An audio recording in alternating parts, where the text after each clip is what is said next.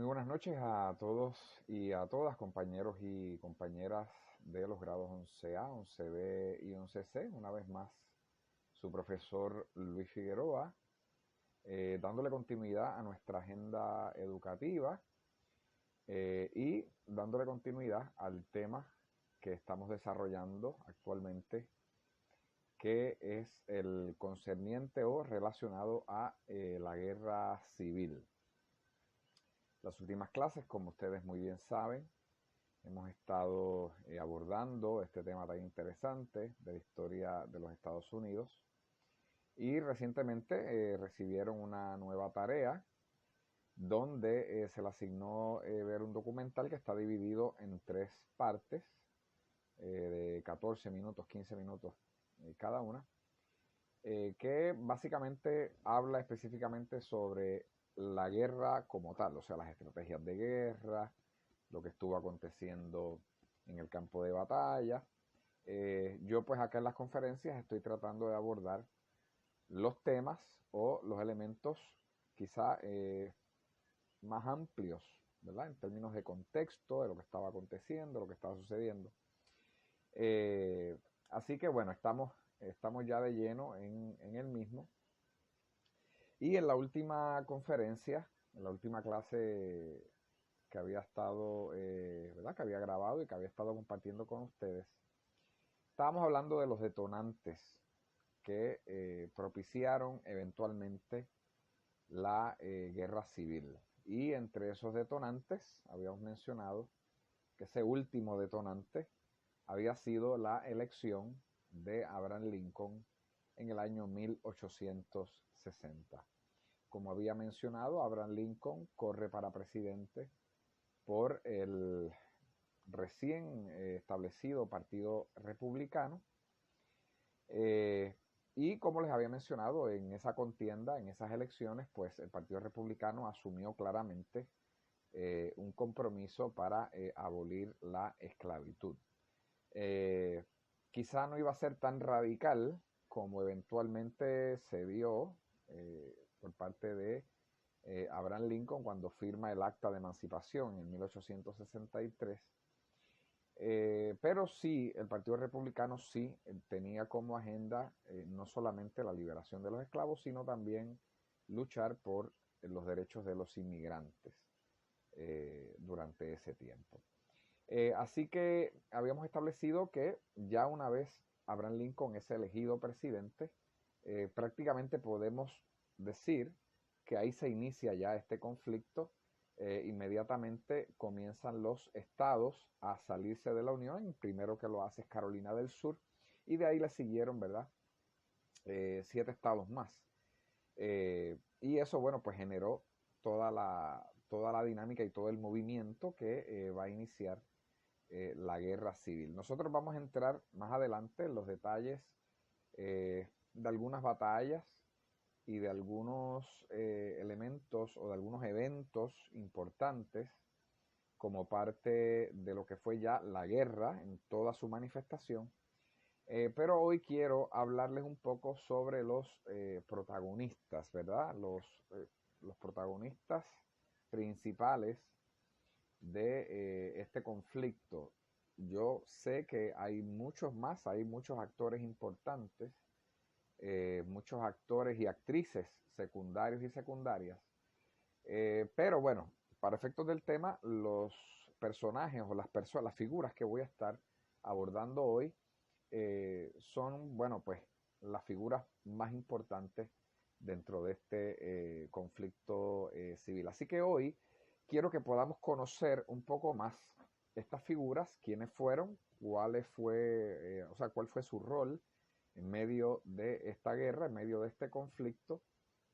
Y una vez teniendo claro quiénes fueron estas personas, quiénes fueron estas figuras, proceder entonces ya en otros videos y en otras entregas, proceder ya a entrar de lleno sobre elementos o eventos importantes de esta guerra. Bueno, debemos comenzar obviamente con la figura de Abraham Lincoln, ¿verdad? Como ustedes saben, presidente de los Estados Unidos y es el principal protagonista en este episodio, en este capítulo de la historia de los Estados Unidos. Y bueno, pues es bueno que hablemos un poco sobre su trasfondo. Abraham Lincoln nace en el estado de Kentucky en el año 1809.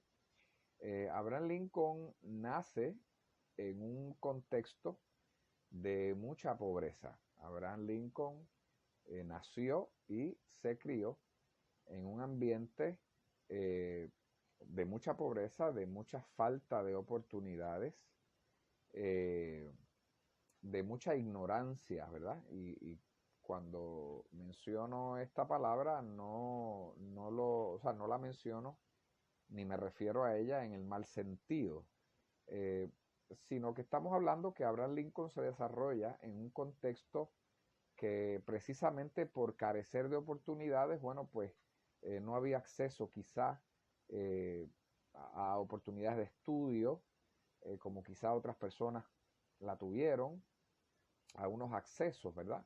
Una de las definiciones eh, que se da sobre lo que es la pobreza es la negación de una oportunidad. Y precisamente Abraham Lincoln nace, crece, se desarrolla en un contexto de eso, de negación de oportunidad. Un contexto muy pobre.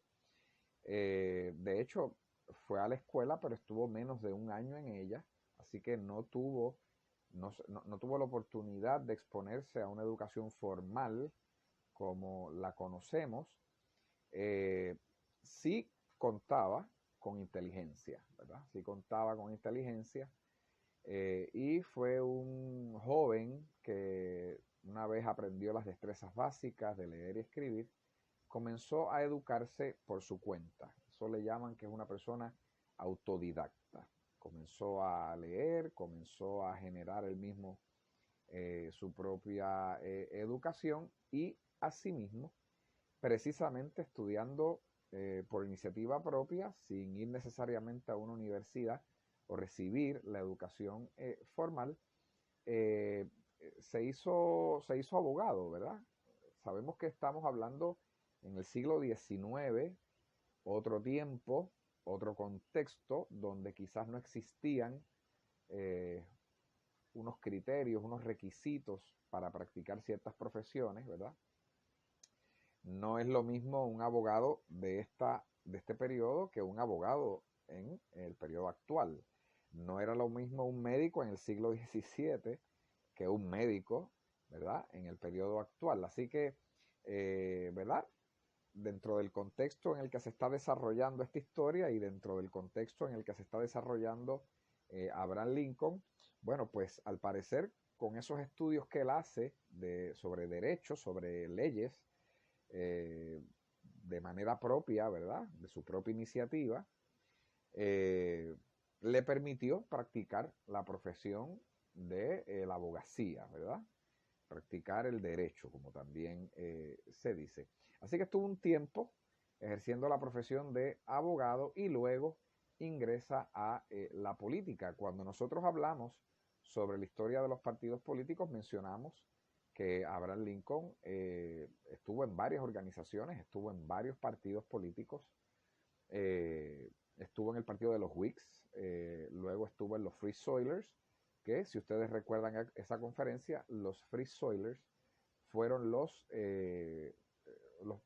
precursores, ¿verdad? O el partido que vino antes del partido republicano. Así que una vez ingresa en la política, comienza obviamente a generar sus actividades, ¿verdad? Bueno, eventualmente pues corre para la presidencia y como bien sabemos, la ganó. Abraham Lincoln tenía firmes creencias religiosas, ¿verdad? Y en su escritorio siempre tenía una Biblia, pertenecía a la religión protestante. Y en sus sermones podemos encontrar varias citas bíblicas, ¿verdad? Y uno de los textos favoritos de él, uno de los textos que él más, ¿verdad?, mencionaba en sus sermones y en reuniones, era el que está ubicado en Mateo, el capítulo 2, el versículo 25. Toda casa dividida contra sí misma no prevalecerá.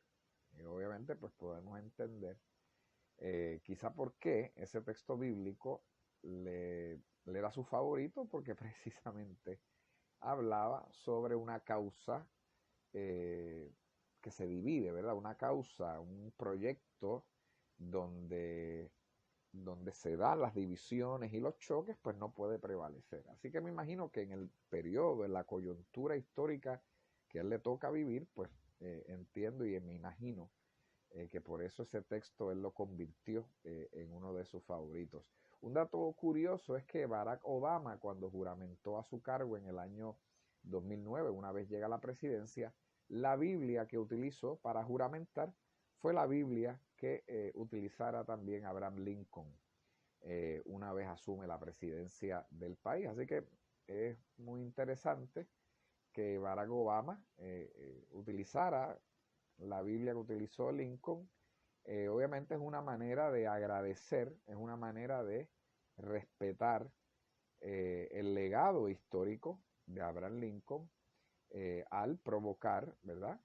La emancipación, ¿verdad? Establecer la emancipación de los esclavos.